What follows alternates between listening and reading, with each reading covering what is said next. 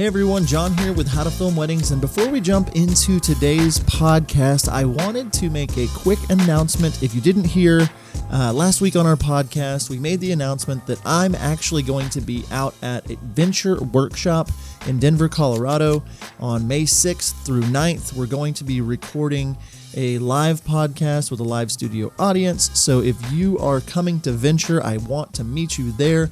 If you're not coming to Venture yet, it's a workshop in Denver. Like I said, we have Matt Johnson, Jay Worsley, Christine and Kaylin from White and Reverie. David Reynosa is going to be there from the Forestry Films crew. Seth Dunlap, Scott McKenna from Wedding Film School, Jordan Bunch from Film Mavericks. Several others are going to be there speaking, and they're billing this as the largest wedding film workshop in the world. There's going to be an entire city block of downtown Denver where we're blocking it off. We're going to have a great time.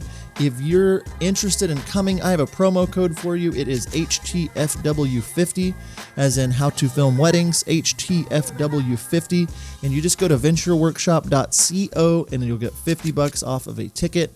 I hope to see you there. Let's jump into this week's episode. All right, you ready to Hello? do an intro? Come on, man.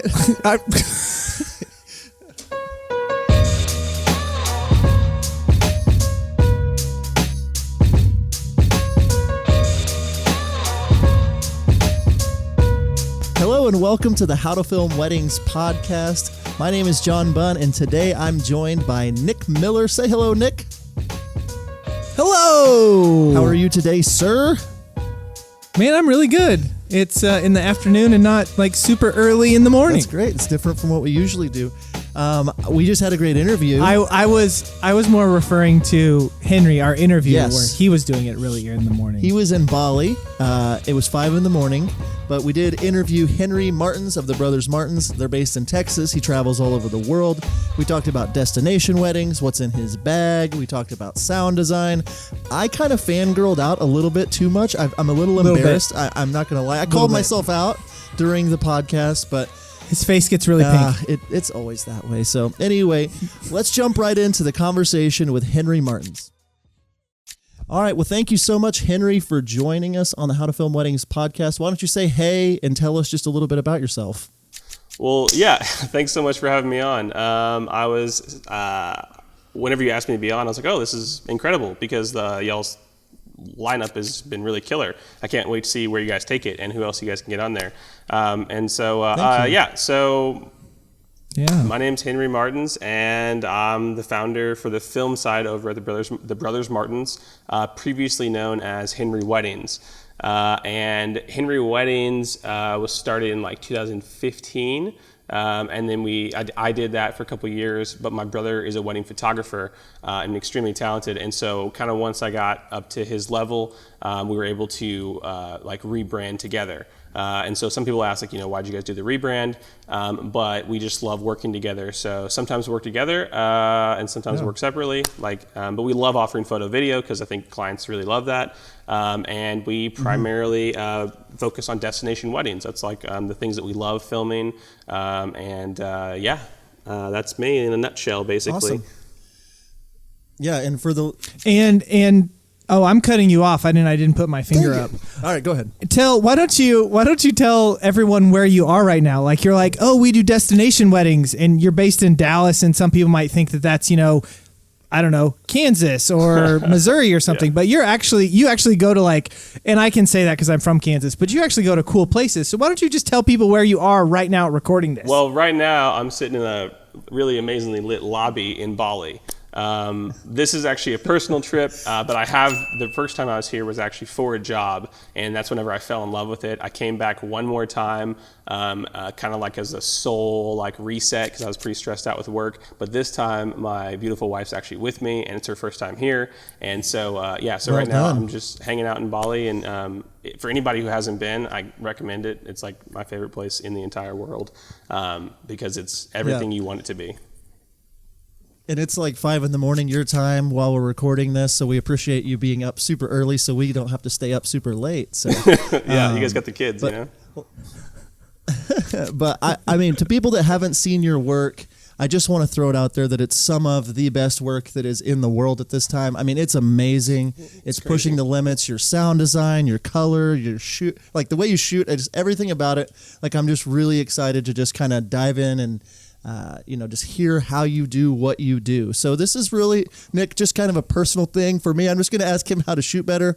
If you want to join in, you can. But it's really not for the podcast listeners today. It's all about John Bunn and how I can get better like Henry. But I hope I don't disappoint you, because it's not quite as, it's probably not going to be what you think it is. It's probably going to be the exact same things you already do. So I hope I don't disappoint. Darn. No. But so like tell us a little bit about like your brand now, before we get going into like what's in your camera bag, that kind of stuff. But like your brand now, you said you do mainly destination weddings. Tell us some of the places maybe you went in 2018, where you're going this year in 2019. Just kind of some of the highlights of places that you're going and have been in the last couple of years. Yeah, for sure. I mean, last year was a really great travel year for us. We did France twice. We did Paris and we did Nice. Where else did we go last year? And this is going to sound really silly, but like I don't always remember the years about like where I've been and what I've done, because when you travel a lot, it just kind of all blends together.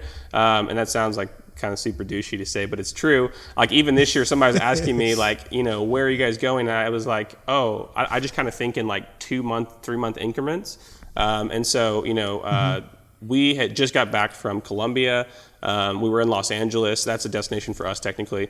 So we were in Los Angeles. We got back from Colombia last week. And then right after this, I go to San Diego. We have a really cool Iceland elopement this year we're super stoked about.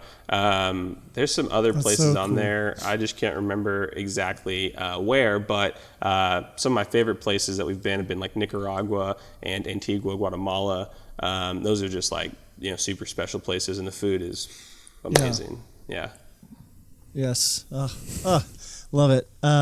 So tell me a little bit, like these destination weddings, how are they finding you? What are you, and then kind of what does it look like when someone hires, the Brothers Martens to come do their destination wedding? Totally. And I think for a lot of the listeners, maybe the buildup of, because not everything that we do is like you wake up one day and you're not like, oh, I'm an established destination wedding videographer, here's my check.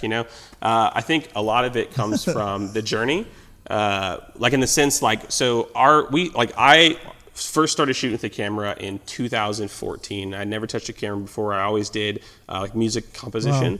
Wow. And my best friend at the time, we weren't best friends at the time, we're pretty close friends now, David Lee. He was a photographer, and and basically I kind of started doing these travel videos with this audio production company I was traveling with. And so I made this video, and then they referred my first wedding, and that's like how I got into the industry, which was really crazy because it was like one of the guy's girlfriend's mom's friend. I mean, and she was like, 45 years old, and she was getting married, and I was like, oh yeah, I'll film it. And so quickly, just from shooting that first wedding, I realized, wow, this is a lot. I think I charged like $750. I was like, this is a lot of hard work. Like, yeah, this is crazy. Like, I told myself I'm never doing this again, like for this price. And so, but that was 2014, and we shot a couple more in 2014. I think I shot maybe 3 or 4 more. I did them for free, which is actually the opposite of what I said I was going to do. But I had my brother who's a photographer, so he was shooting some local weddings, and so I just kind of tagged along, and he asked him hey, do you want a video? So it was cool. But then I got engaged in 2014 November, and ironically enough, I wasn't working at the time really. I was working. I was working for a church, but not really. Kind of like a little media director position for a very small church, and sorry, I'm trying to, but anyways, basically January 2015, I just quit my job and went full time into weddings. And it was this crazy thing. And, in December of 2015, we filmed our first destination wedding for us, which was in Lake Tahoe at the Ritz-Carlton. And I learned a very amazing lesson. It sounds really cool, right? But I focused all my attention on the destination. I was like, Lake Tahoe, it's going to be amazing. I didn't do anything that I normally was doing, which was getting to know my clients, even just like looking up locations and everything. So I just like flew out there, and the film was absolutely horrible. Like the whole day was a total, crap show, like, because I was just so focused on the destination. I was like, this is going to be amazing, and didn't do any of the proper steps basically. But that wedding, I did it for like $1,500 including travel. I mean, it was like horrible. Like it was so bad. I think David did it for free. I don't even think he charged me. I just paid for his travel expenses. So that was our first one. And while I was there, I actually booked a film that's, I think, my favorite film to this date, is a film in Antigua, Guatemala. It's a couple from Zanab and Matthew. And so anyways, I booked that wedding, and that wedding, and this, I think prices are important to kind of like see the journey about what you're doing and stuff. But basically, they found me. They were a guest at a wedding I shot in Dallas, and that couple had bought like everything. I was offering like doc edits and like same day edits and everything. And so the same day edit, which I think same day edits are really powerful, they saw that work there and then reached out to me about filming their wedding in Antigua. And so it was a really, really cool experience. But I think I charged them $4,500 including travel. And so what's so crazy about that wedding is the couple just downplayed everything. When we got there, like everything was just way more amazing than they, had talked about basically. And so like we did it really differently. I had never traveled outside the country for a work before, and I'm going down, Antigua, Guatemala. It's in Central America. I'm taking like 2 Pelicans. I'm taking an SKB tripod case. I'm not even thinking about logistics of like, can I fly over here and shoot? And I'm flying in at like 9:30 at night. We get like stopped by customs. They're like, what are you doing? I'm like, oh, I'm here for vacation. And I'm like trying to tell them I'm just like here, it's hilarious. I have all this gear. But that film was like $4,500, no travel. And then I don't know, like that film, when it was edited, it kind of like sparked like a thing for us. And there's a saying in the industry, you shoot what you show. And so once we started showing that one destination, once we started showing that one destination film, other people would see it. And for whatever reason, even though it wasn't a film in, Bali, they could see them like that we would do a great job filming for them in Bali. Yep. That's awesome. Yeah. Yeah, I wanted to touch in and say that my wife and I, we've started to try to get into more destination stuff. You know, we shot a couple in Colorado last year, Big Sur in Idaho, which, have you ever been to Idaho? Idaho is awesome. Beautiful. Like if you ever get a chance to shoot in Idaho, Idaho, it's beautiful Idaho. Go do it. Yeah. But one thing that I want to, put out there is, I see in all these groups people asking questions about how do we get into destination stuff. I'd love to shoot her. I'd love to. And while I am not one that I firmly believe that you should give away your work, but if you want to shoot in, San Diego and you live in the middle of the country, like if you can find someone out there and do something fairly cheap or, just so you can build your portfolio and then market it in that area. Like we did a giveaway with Love Stories TV and we ended up doing a wedding in Boulder, Colorado. Beautiful. And like, because of that one, we've been able to shoot, like this year we're traveling to Austin and we're traveling to St. Louis and we're talking to a couple doing in Seattle and one in Florida, like all these places. And it's because we did one and then someone saw it. And then now we're starting to kind of get some, people are finding us because we're just throwing it out there. And all it really takes is you do one and then just one person has to find you so that you can continue to do that stuff again. So that sounds kind of what you fell into. You really did. Well, you did a couple and then it just kind of snowballed from there. 100%. And I think the thing that everyone has an issue with in the industry is not like the fact that people are building their portfolio. It's the people that just continue to charge that like after the fact, Sure. But there's no right or wrong way. I mean, in what we do. So I can't say like, oh, you're doing something wrong if you're, super cheap. But I think overall, your work, I don't know. Yeah, I get what you're saying though. Like we. Oh, I'm so sorry, guys. Then it's going back there. Yeah, we did some for like basically no travel cost, but we built our portfolio, and now that's just an added item. Somebody is either getting hurt in the background in Bali, or somebody just dropped a tray of glass in China. It's ice, or they're raking glass. One of the two. I think this will be quick. Would you guys, if we pause right here, would you edit this out? And I don't even know. Oh yeah. This is gonna show up in the YouTube video. Hi YouTube. Yeah, we'll edit it out of the real podcast. The real one. For iTunes. I have a good transition into the next point here in a sec. We ready? Okay. Good. I think we're ready. We good? Okay. The Iceman is almost gone. I think that's really cool though, because it kind of leads me into my next point about just kind of like figuring out where you're at now, what you're charging now. So in 2019, what does it look like to hire you to come out to the wedding? What are these what are the prices that you're charging? What all's included for, a 2019 couple? Totally. So we do two different pricing guides. We have one that's like local, Texas based, and we have one that's just destination. So if we have to travel, the destination one is significantly more money just because it's more time. Even if it's for we were in Los Angeles a couple weeks ago. We fly out Friday, we shoot Saturday, and we come home Sunday. And that's like a base package, right? 1 day of coverage.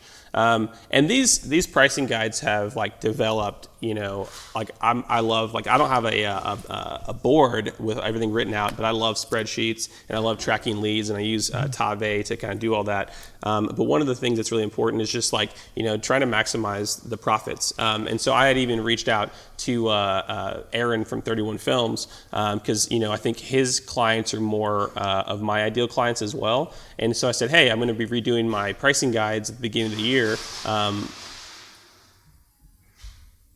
This is a lot, isn't it? I don't know how clean this audio sounds.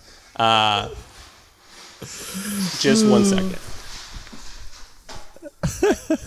No, you're okay. How much longer? While we're waiting, Nick, how are you doing? How you been? How much longer? Oh, I'm doing good. This is like live television, whenever you're watching the news and something bad is happening, but you can't look away. Whew, let's see here. Let's I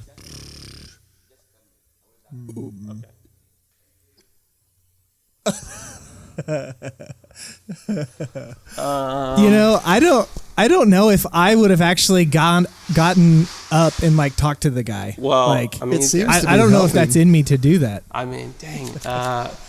So he said it's going to be I said 10 minutes is a long time. I don't think he's going to be scooping ice for 10 minutes. I think 2. Is it a worker? Yeah.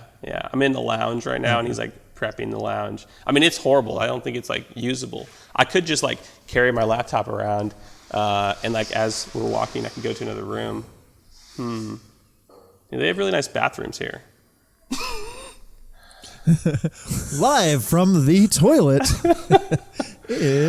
Are they like Vegas though, where they have beer holders in the stalls? I don't actually. I know that our toilet seat is heated and it opens when I walk in, which is my favorite. I've never had a heated toilet seat, and I'm not kidding. It's worth it. Oh yeah, nice warm buns. Yeah. It's for real though. Man, it's really amazing. John loves a good bun I love joke. a good bun joke. I can't help myself. I can't help myself. Well, so I you feel were talking about Aaron with 31 Films. Yeah. And so you might start that Yeah, point over I'll do a in a pickup. sec. Yeah. I'm sorry, guys. This is going to be the worst. You guys have to do so much post on this. I'm sorry. I feel terrible right now. Nick, this one's your edit. So I reached out to Aaron from 31 Films because I think their clients are kind of like our ideal clients. And I said, hey, at the beginning of the year, I'm going to be changing my pricing guides and for destination work, and I'd love to get your opinion on it. And so he gave me his opinion. And so right now, how it's based is based on what I offer, and then got a really great help from him for just what he thinks would package well. And so for us, 1 day of coverage is $7,200 plus travel. And so basically, it doesn't sound like a ton, but I think in Los Angeles, there's talent. There's talent in New York. I mean, and it's looking at, $200 just for us to come out and film for one day. And so, but we also those aren't really our favorite weddings to film. And so it is it's basically a heavy investment. And what you get is you get a 5 to 7 minute highlight film, a stationary ceremony film, a speeches film, and that's it. And so digital delivery, basically, in Collection 1. And then what we really try to push are the Collection 2, Collection 3, which are multi-day coverage. And so with our favorite types of weddings, a lot of people, for local, we still sell hourly. It'll be I think our first package is 10 hours and then 12 hours. But the difference is for our destination, we used to do that, but we started finding that people are having these, our favorite weddings are having these, multi-day experiences for their friends and family. Totally. And so we started offering days of coverage, which is a little bit different, but we really like where that's going for bookings because if it's a Friday, if it's 2-day coverage, they'll probably do Friday and Saturday, and instead of just doing the rehearsal, we can probably go out with them and get some other cool elements for 2 days of coverage, and that one's $9,400 plus travel. And so travel is always custom based on the location that we're flying to and stuff like that. Yeah.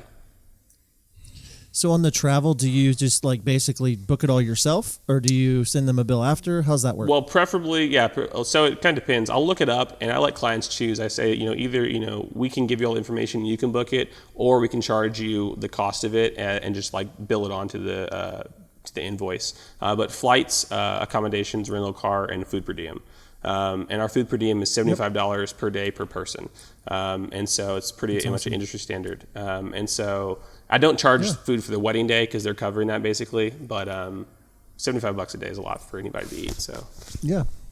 No, it's really cool. I think it's neat breaking it down like that and seeing. I mean, that is a lot for those packages, and it's a lot for people to be dropping. But the work is so good that once you've built up, to that quality, it's I'm sure that it's not as hard, to get those kinds of weddings as it used to be while you're building that up. Yeah. Well, we're trying to only do 20 weddings this year and trying to limit that number down, just so I can enjoy quality of life a little bit more. Because I think one of the questions that we'll talk about is probably editing. And I put a lot of time into the films. And so I'm probably considered a slow editor in the sense of speed of when I start and when I end a project. But part of that is just I don't know. I try never to make the same film twice. I mean, I really don't even try to use the same song, which is hard. Sometimes, very rarely, a song will be so good that I think I can use it more than once.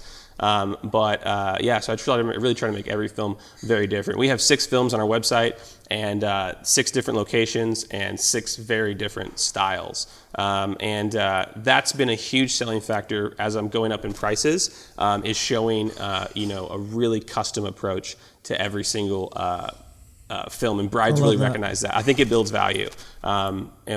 Sometimes it sucks, but yeah, I think that's a big thing for us as far as it goes for booking clients. But here's the thing, we still get a lot of inquiries. We still get the same amount of inquiries as we used to, and we just stopped hearing back from a lot of people just because the prices are so different. But locally, it's probably a lot more affordable. Locally, we'll do $5,450 for 10 hours of coverage and just a highlight film, digital delivery, and 2 cinematographers. I hate solo shooting. I appreciate anybody who can solo shoot. It's just not for me. Anyways, and so locally, agreed. It's amazing. So that's locally. It's probably a little bit more affordable, hire us, and then we sell ceremony and speeches for $1,000 extra. So we try to get our average booking locally at $6,500, $6,450, whatever. Mind games. Okay, and those numbers are just for the film side, not for the photo side. Just correct? for film side, yeah. Couples who are booking destination photo and films are spending anywhere between $15,000 and $18,000 usually. Wow, that's nice. I'd like it even more because if you think about it, anybody Yeah. spending $250,000 in their wedding, 10% should go towards photo and video at least. I mean, at least 10 but each, really. Floral. I'm sorry. There's the bomb. There's my 1F bomb. Floral. Dang it. I know the floral is incredible. Oh, we'll drop $50,000 on flowers. They're going to be dead in 3 days. I know. I mean, I I will never forget. I second shot a wedding for John, and they literally did a rose petal cannon. Yeah.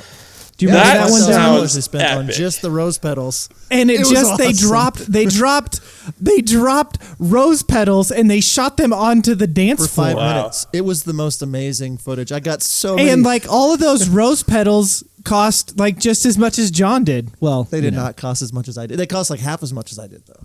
But still, I digress. My mic fell off, but This is not that kind of movie. Henry, Okay. we already told you this twice before we hit record. I just get in front of the camera. One thing I want to. He can't stop himself. One thing I want to come back and touch on is, you said for that first one, the one you did in Guatemala, how you like just were like trying to bring all of this gear, Yeah. and you're like, oh, I'm just going on a vacation and all that. So, I got someone that reached out to me about a Canada wedding, and as I was looking into it, like I found out that it's like impossible for Americans to get into. You're shaking your head like it doesn't happen, and so I guess what do you recommend? Like, are you getting work visas? Are you like what's kind of your process in making sure that you can legally get into your Really good country question, Nick. that you're That's filming? A really good question. It's a great question. I feel like John has a funny answer for this. His smirk on his face right now. All you, go for it. Okay, so the way I like to describe it is anytime a country offers a work permit. So work visa is like a long-term thing, but not every country offers work permits. Bahamas is one of the few places that does. The couple pays a 10% fee of the total cost of our gear, but even the planner said you just make your value 1/3 of your gear, and they pay a 10% fee, and you'll have a work permit so you can legally get in and out of the country with your camera gear.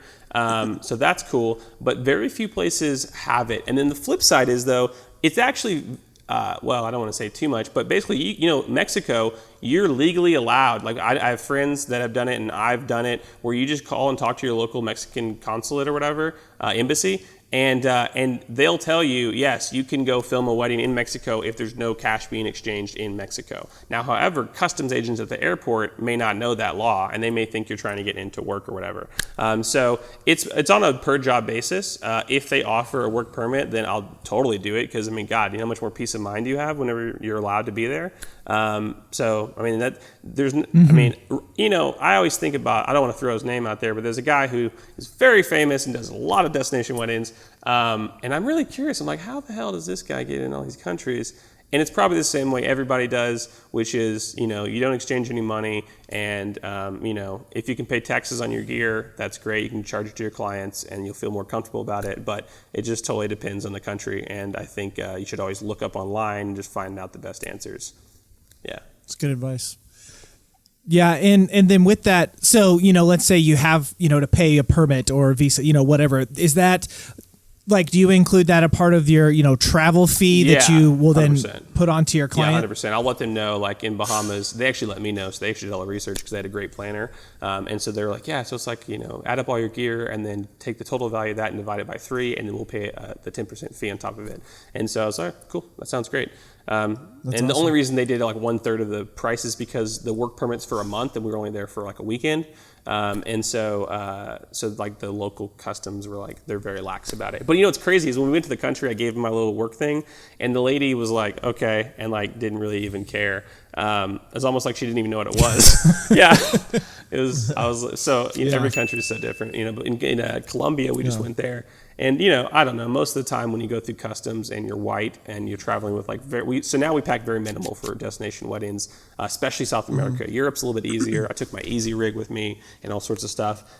We were in France, but, South America, I just travel like as light as possible, like 2 cameras, 2 lenses, a drone, and like minimal audio gear, just so it just doesn't, draw any red flags if you can't figure out something.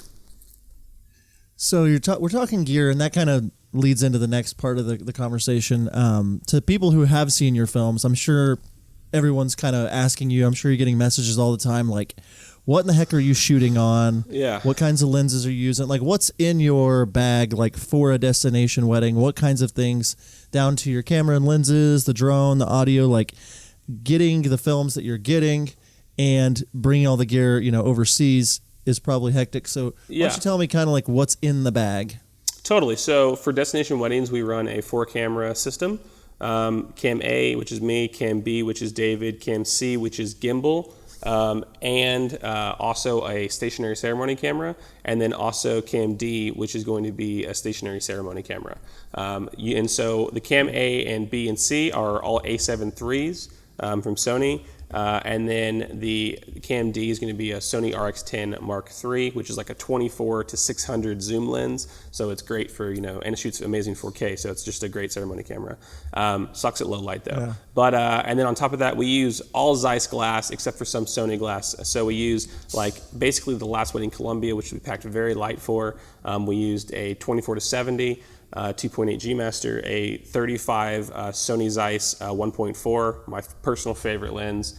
We shot with a 55 1.8 Sony Zeiss and an 85 Milvis. And that's the camera setup. And then we move on to the drone. The second best purchase I bought last year was the Mavic Pro 2. Actually, Mavic 2 Pro. Stupid name. They should have flipped that around. Anyways, Mavic 2 Pro.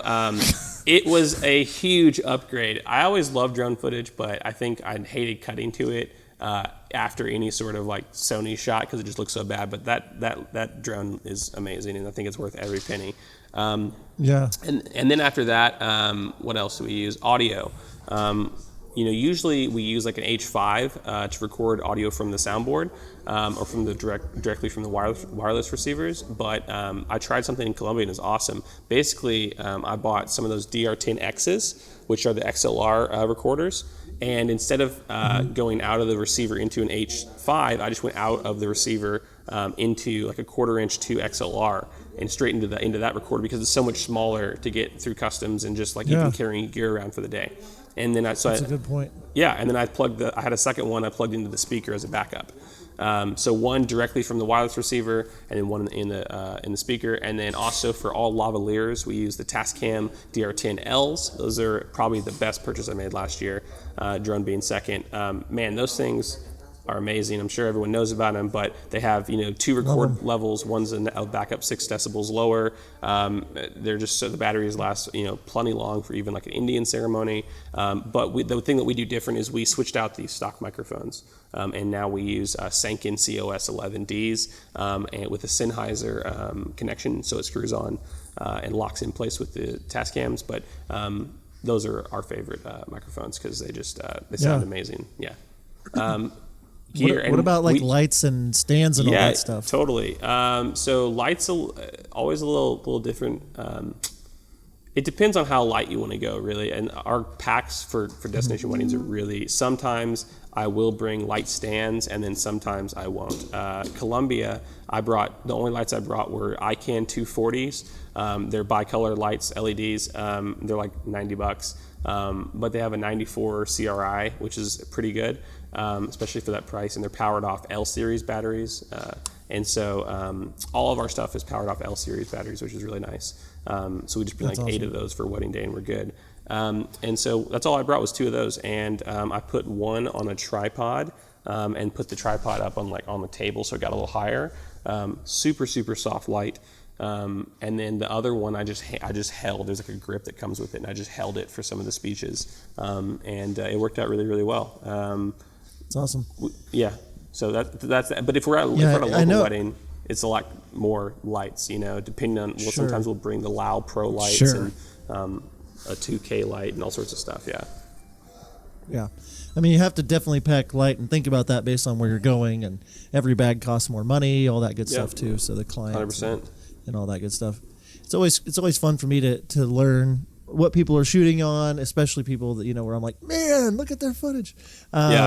And then I guess that kind of pushes us into just kind of talking about how you're approaching the shooting for the day, especially on these multi-day weddings. I mean, I think that that is a really cool thing to kind of jump into, just talking about like what you're thinking about. Like every film on your site, the 6 films, I was just kind of looking through this week like, oh my gosh, this is so good.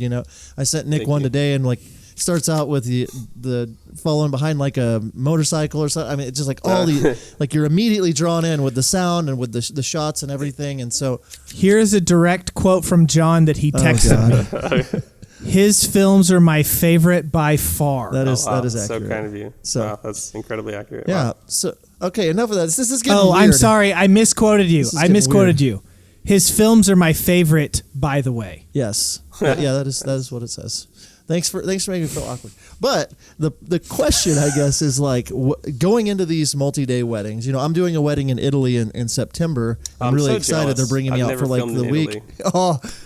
Oh, I'm so excited. The light is so the Amalfi good. Coast. Oh, I know. I can't wait. I'm gonna that's why I'm really excited to talk to you about all this stuff. But like, I see. You asked me on the like, podcast so that you could figure out. I get it. Okay, this makes sense. Really, Boom, just for this get one outta job. here. For this one job. Yeah, it works, and it's marketable. But I guess like so they're taking me. They've rented some yachts the day, but like 2 days before we're going on like this tour. It's like this. I can't believe it's happening. And so like I'm just thinking, okay, I want to get sound bites and I want to see the land. I want to see, but like what is going through your mind? Like if you've booked an Italy wedding, totally unrelated to mine, what are you thinking about when it comes to planning, like looking up destinations? Like how are you?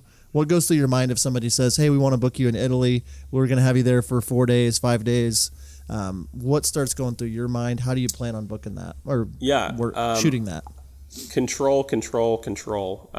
Like I'm kind of a little bit of a control freak. And every client's different. And, I think that you have to approach every client different from a sales perspective. Same thing with investment, like even like emotional and work investment into their film. Some couples will be really hands-on and understand that, that why you need everything. Some couples will just want you to come and document, everything that's going on, and they'll listen to you and stuff. But so if I had it's kind of similar. Basically, we had an elopement in France, and it was a surprise elopement, but it was like a 5-day shoot. And so the biggest things that I want to find out are, what is like happening each day. You want to get a schedule. It doesn't have to be exact, but you just want to know, like, are you going on the boat, the same day as the rehearsal, or are you going on the boats the 2 days before the rehearsal? Like, what does your schedule look like so that you can plan accordingly? Mm-hmm. You want to make sure that you get time to shoot scenics. I personally love location. Like if the location is an amazing place, like Amalfi Coast, I want to make sure that I take the time to shoot all that stuff. But here's something that I don't know if I've ever heard it from other people, but we learned it when we were in Antigua, and we just did it in Colombia too. Is we convince and use your salesmanship. I convinced the couple to fly us in a day early and pay for our travel and a day rate and everything. So that we could get acclimated to the culture before filming. And this is what's really cool. It actually goes like really far because we've flown into places, and if you're a good cinematographer, you can show up and shoot, but you don't really know what you're shooting or why you're shooting things, because every culture has different things. And so what we did is we took a whole day in Colombia last week to eat and drink and walk around the city and kind of get a feel for the layout. It sounds really glamorous. It was actually really a good time. It's a tough life. Somebody's got to do it, though. Somebody's got to do it, yeah. And then the next day when we were filming B-roll, oh my gosh, we like knew what we wanted to do. Obviously we were responsive to what's happening. And so, but if you can convince them to get there a day earlier or so, to immerse yourself in the culture, Great I think point. it goes a long way. And so when a couple's doing that, itinerary is super important.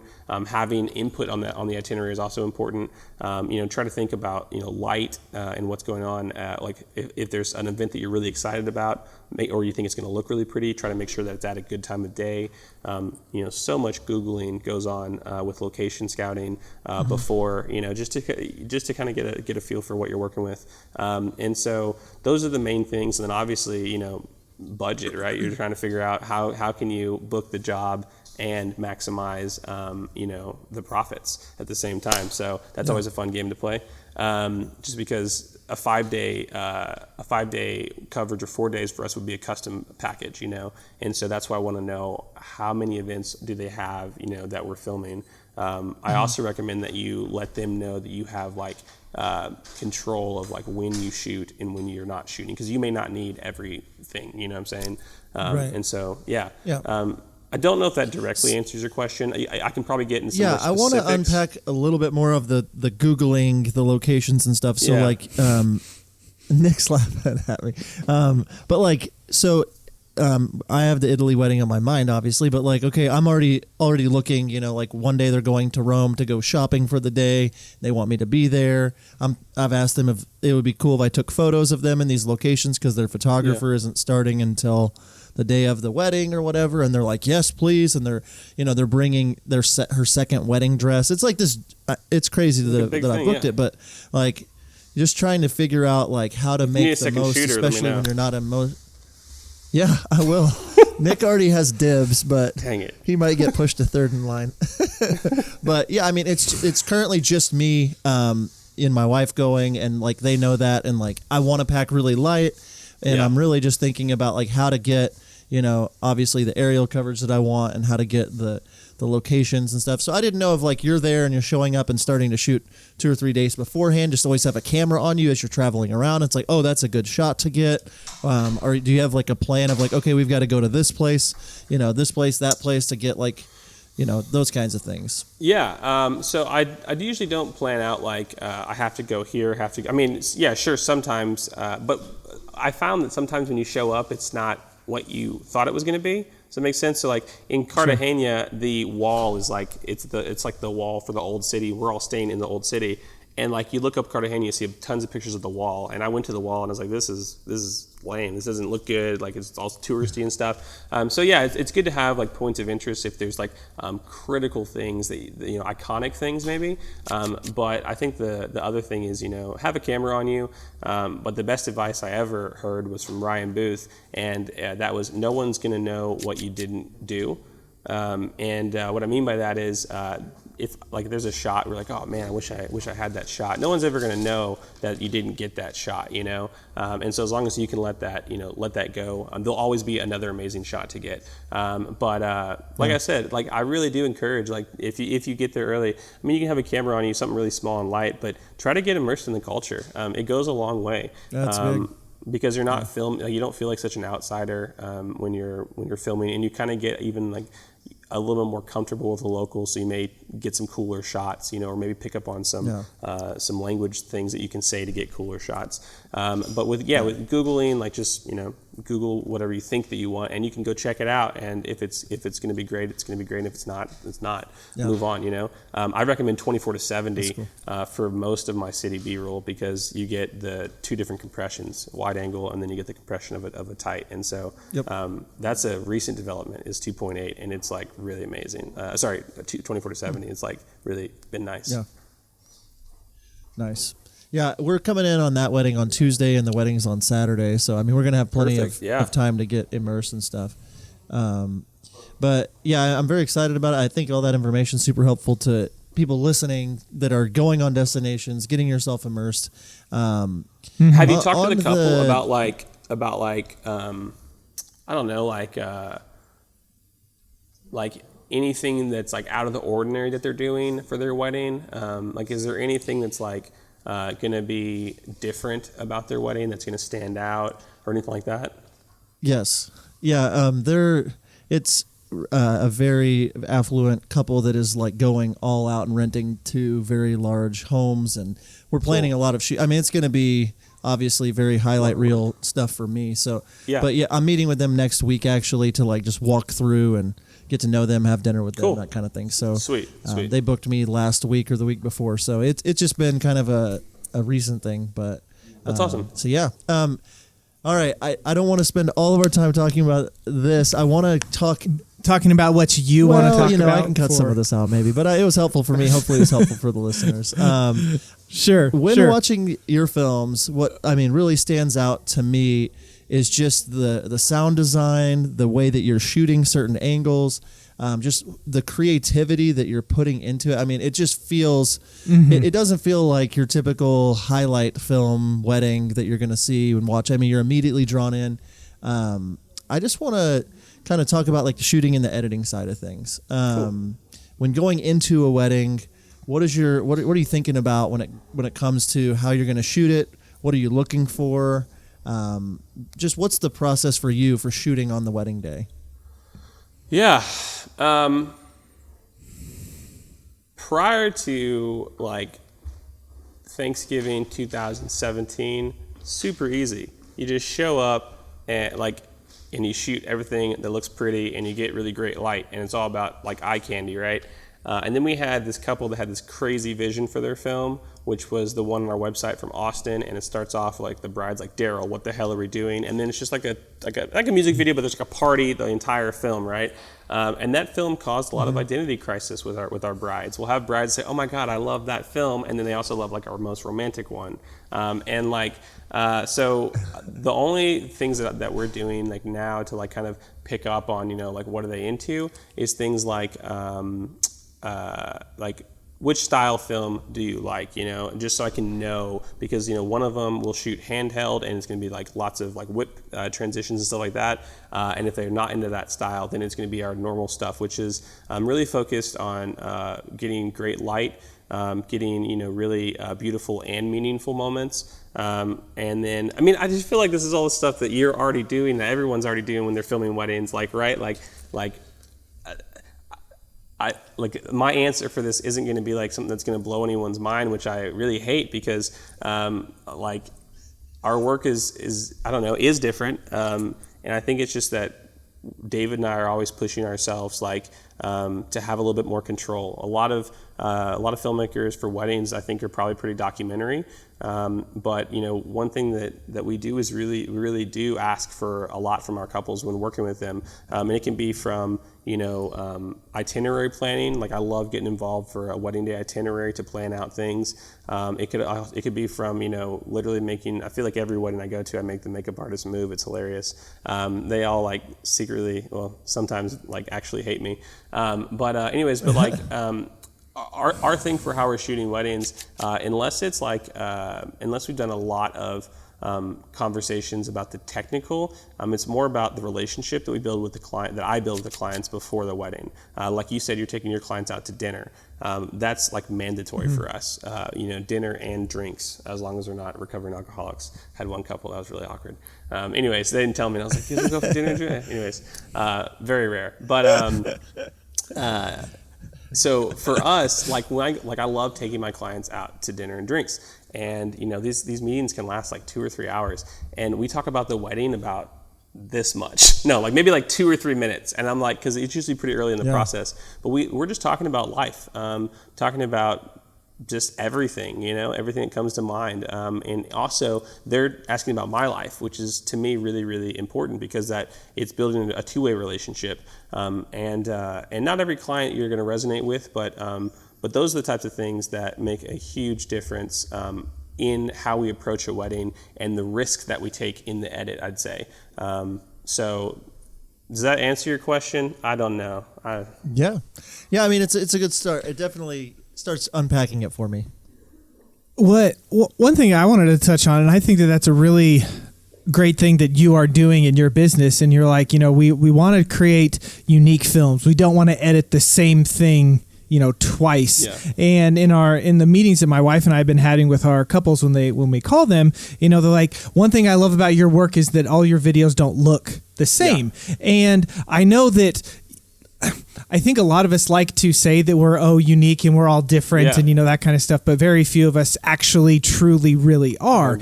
And I think that is a good something that, I've talked about on this podcast about a shift that my wife and I are trying to doing is to edit a video that fits the couple, not that fits necessarily how I would like to do it. And so, if you are a more romantic, sappy kind of couple, that's the kind of video you're going to get. But, if you're one I had recently where the couple showed up into the reception wearing those inflatable dinosaur costumes. Okay, their film is going to look a whole lot different than somebody else. And so I think that's it's a real thing to try and do to separate yourself and to make yourself more, because obviously all of the videos are in your style, right?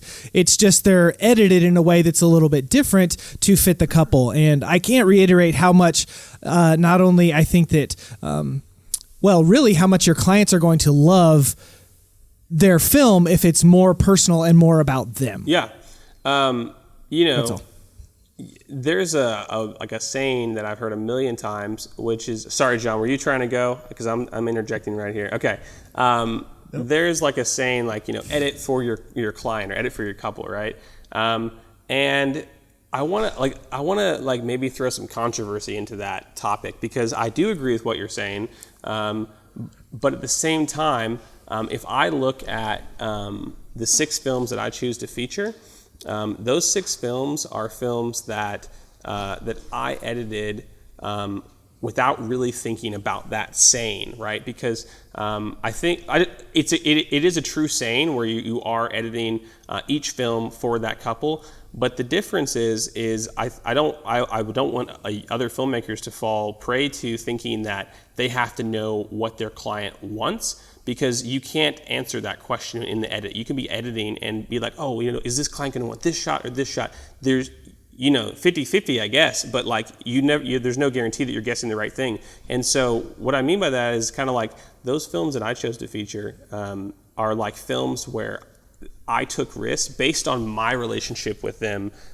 It's their wedding story and their day, so it's going to be custom to them. But like any risk that I took is something that that I felt comfortable doing because I thought it was like going to be cool, and I knew them to know that like, oh, they'll probably think that this is cool because it's different. And so I don't know. I've edited some films in the past that are not, feature worthy. And, I edited very like, oh, this couple's maybe a little bit more plain Jane, so I'm going to play it really safe. They love their film, but I don't want to feature it for my work because I don't feel like it was my best, if I'm being 100% honest. And the crazy thing is whenever you're booking new weddings based on the ones that you show. And by that theory, you're booking weddings based on the ones where you did really whatever you wanted to do to be different. Does that make sense? Yeah. Yeah. So, it's cyclical. I mean, yeah, it is. Yeah. Yeah. And I think that's, it's a good point there, but you're kind of coming back to, knew that you could take these risks while editing because you spent time getting to know your couple. 100%. If you just show up on the wedding day and you're like, oh, they have this crazy ridiculous florals or something like that, then you're like, oh, they must be crazy ridiculous and want that kind of film. Well, that's not the case. You've done your work ahead of time to know that, okay, maybe this is a little bit out there, but I know this couple is a little bit out there, so I'll just try it and see what happens. 100%. So there's kind of a different there. Yeah. So thanks for finishing my thought for me, because that's exactly what I meant. Yay. Nick does that a lot. We're connecting. He tries to finish connecting. everyone's thoughts. No, that's all good stuff. I think the next thing that I would want to kind of bring up, I love that you're talking about like the 6 different films that you're putting out there, and those kinds of people are going to be attracted to your work. The next year you'll get more of those, and it just kind of turns into you are shooting the kinds of films that you want to be shooting. Yeah. Show what you want to shoot. Mm-hmm. And I want to move into what I'm most excited to kind of hear from you about is just like your sound design. I think that the way that you're putting your music alongside the sound effects, alongside the emotion of the day, it is completely different than anything I'm seeing anywhere out there. And it's like, I'm not sure if you mentioned being like an engineer, it's like, how is this happening? Like how is he turning this song from Music Bed with these noises of the jungle and this drum beat that I don't know where he got? So I just want to how do you do sound design? That's really funny you even bring that up. Because I feel like I suck at all that sound design. I feel like that's probably my weakest point is I want to be better at sound design. Have you watched your films? No, I don't. Yeah, I have. I have. So that's all right, funny. just making sure. Okay, so Obviously. So many people are going to make fun of me for just continually blowing smoke up your butt, but I don't care. Yeah, I know. I'm owning it right now. I don't take compliments very well. So, okay. So I have a feeling you're talking about the Bali film. Is that the one that you're mentioning in regards to some drum beat? Is that the one I sent you just now, Nick? Or was it Iceland? Yes. Yeah, the Bali film. No, Yes. I think the Bali one. It was Bali. The Iceland one's awesome as well. I just have the Bali one recently on my. I watched that. I one did today add before getting on added here, hits to the Iceland one, which are not in the original song. So Yep. very much a team effort with David on that one. The Bali film is specific because I love that song. I was like, this is a really good song, but I really hated the mix on it. It was kind of flat, really mid-tone heavy, and it also I love a good climax to a song, and it never really got there, kind of like whatever. So I talked to David and commissioned him to go in and record guitar tracks for me, go in and I think he laid down some drum tracks, MIDI drums, but it was exactly what it needed to be for that song, and it took it to like the next level because it never got there. So he just did that. So on that film, we did add some custom music, I guess you could say, to it. I've done that on a couple other films too. I can't remember which ones, but yeah, we'll add some of that stuff. The sound design is where I feel like I suck at. Like, so maybe like you're talking kind of about the music or whatever, but the sound design is, I feel like, really weak. I just use, what's that company? Lens Distortion sound effects. Like I have all their libraries, and that I have. Yeah. Maybe it's just the way that it's all layered in those specific ones, but I mean, just you're bringing in the sounds before you're bringing in the audio, and like you're just, you see in your logo at the beginning and just like hearing and feeling and just like laying it out the way that what are you thinking about when it's coming to like the film and the edit? Are you doing the sound? How's it feel? How does it feel? Yeah. That's the number one thing that I'm thinking about when I'm editing. Like when I watch it, when I start a new edit, I always start with my logo, because if I started with nothing on my timeline, I'd lose my mind. And so I always have the logo at the very front, just so I have something on the timeline, and then after that, when I'm making choices, I have a little thing that I created. It's like 5 things. It's like techniques to like kind of break creator's block. And I'll have to pull it up, but I think it's like, reverse shots, silence, sound design. Just 1 second. I'm actually going to pull it up on my laptop just because it's like, I know exactly what it's called. It says silence, sound design, voiceover, reverse, glitches. So those are like the 5 like things to spice up an edit, I guess you could say. And so if I'm ever want to start a new film, I'll just kind of look at those 5 things and say, can I use any of these to like make somebody feel something? I love starting films off with natural sound design, I guess. So a lot of the Bali film probably has a lot of the natural stuff, because when you're here in Bali, it's actually cool that you bring up that film, because I'm here. The sounds of the city are really what you remember, more so than the smell.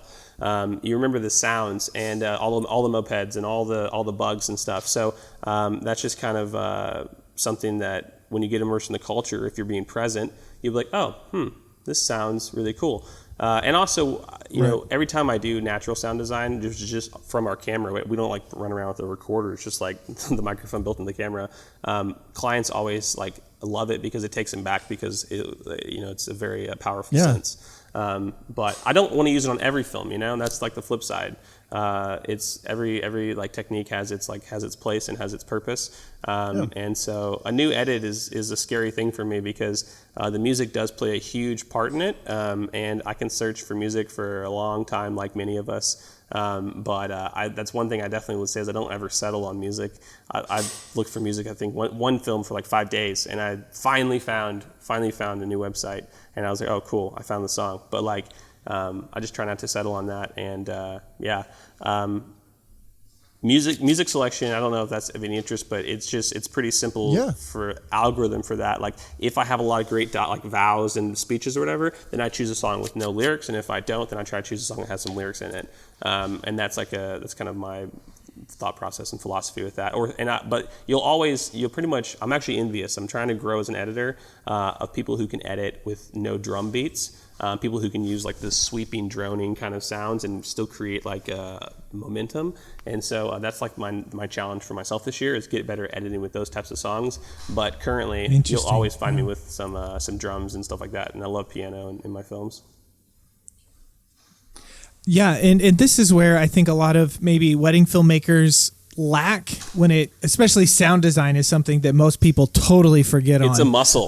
Most of us are music videos. Right. Most of us are music videos, maybe with vowels and letters and that stuff, put into them.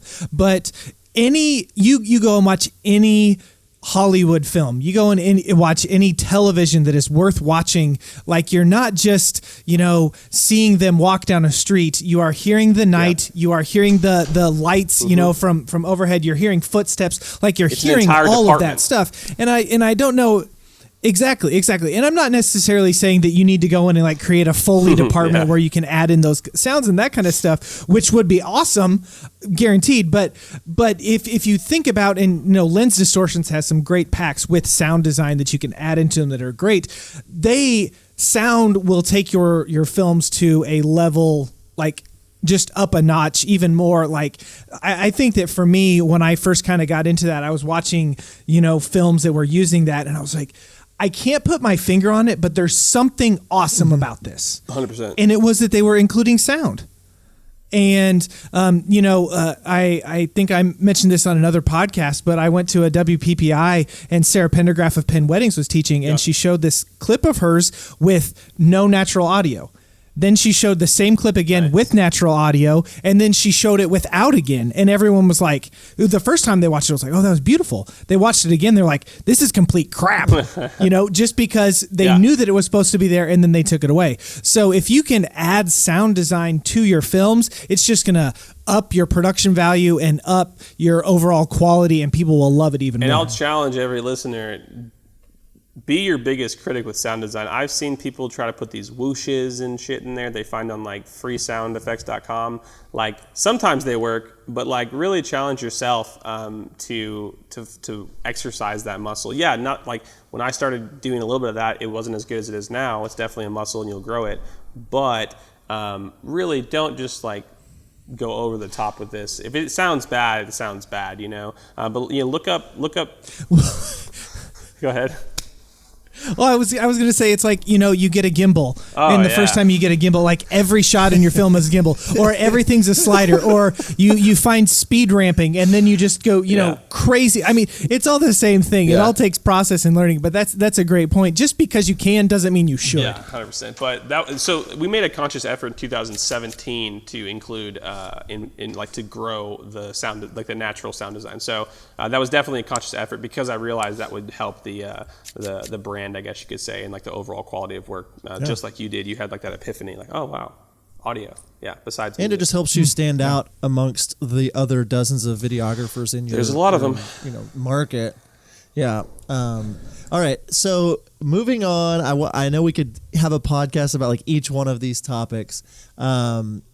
On top of the sound design, you'd mentioned, you don't think you're great compared to some others. Who do you look up to when it comes to like who's on your short list that you're watching and saying, man, they're the ones that I want to, like, who is that for you? Well, John Bunn, number one, particularly, just because he asked me on this podcast as part of the deal. He said I have to list him off. I don't watch a lot of wedding videographers. I really don't.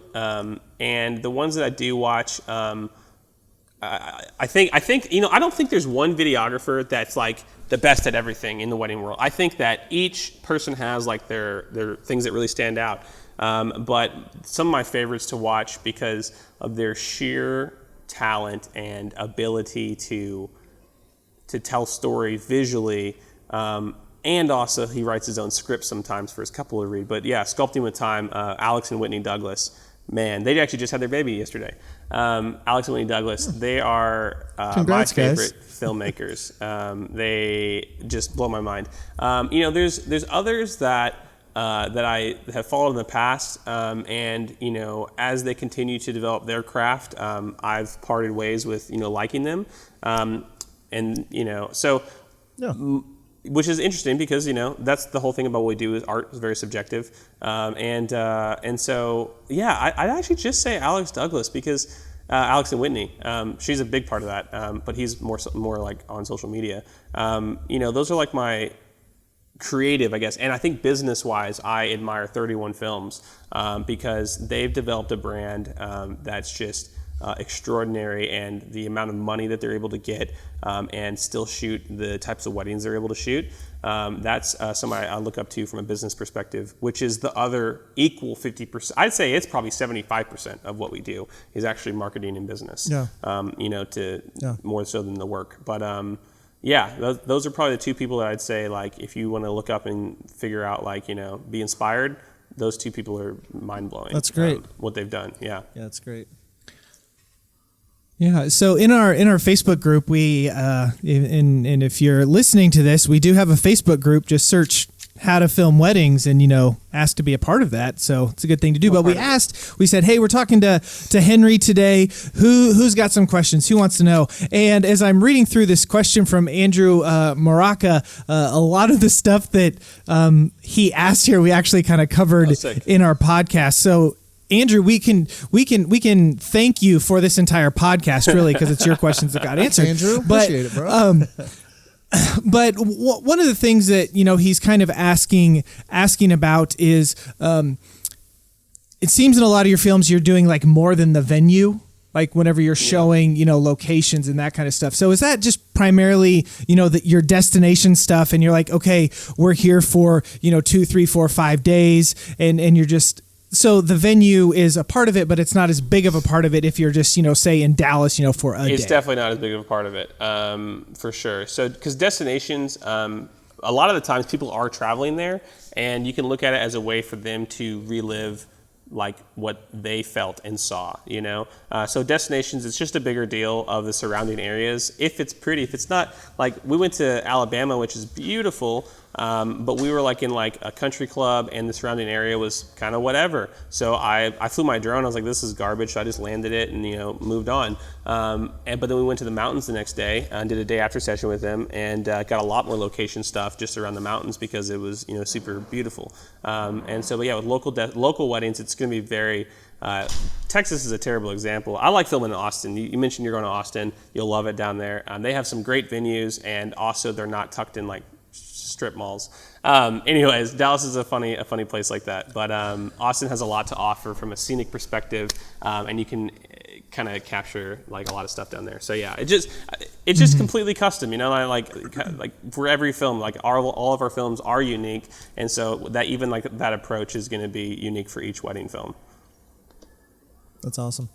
Well, man, we're getting close to this. Need to wrap this up. I had one kind of just where can people find you? Where's the best place for them to get in touch with you? On social, website, where's the best place people can find you? Totally, yeah. Instagram at the Brothers Martens, and our last name's spelled a little weird, but it should pop up. Martens.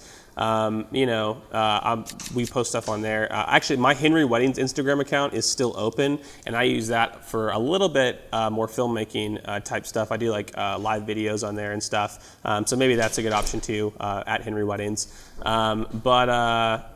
Yeah, that's probably the best place to follow us. I mean, our website and then all that good stuff, Yeah. Vimeo. Actually, let me rephrase. Go ahead. Vimeo is by go far, for it.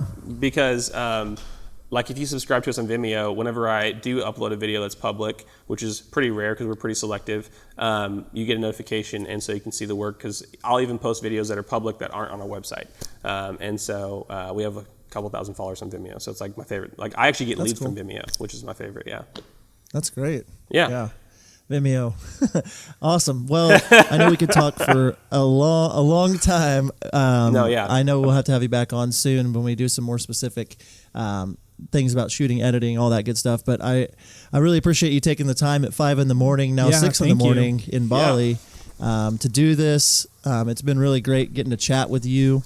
No, I really appreciate you guys taking the time. I got to show you guys something. This is like, it's incredible. Hold on. He left.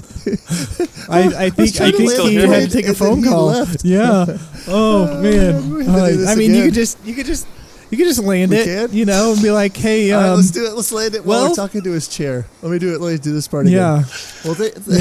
Well, thank you so much for joining us, Henry. I know we could talk for a long time about all these things, but being on at 5 a.m. in Bali, taking your time for your vacation, I know our listeners are appreciative.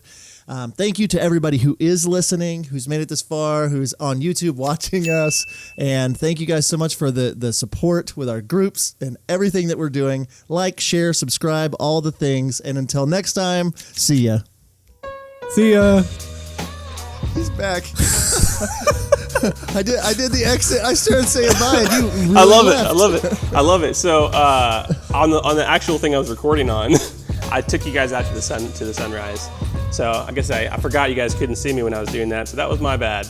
I could hear you though. Yeah, it's fun. It's fun. That was awesome. That's funny. You love that. It's a good. Okay, he gave us 1 hour. That's it. He's out. And they never heard from him ever again. He's done.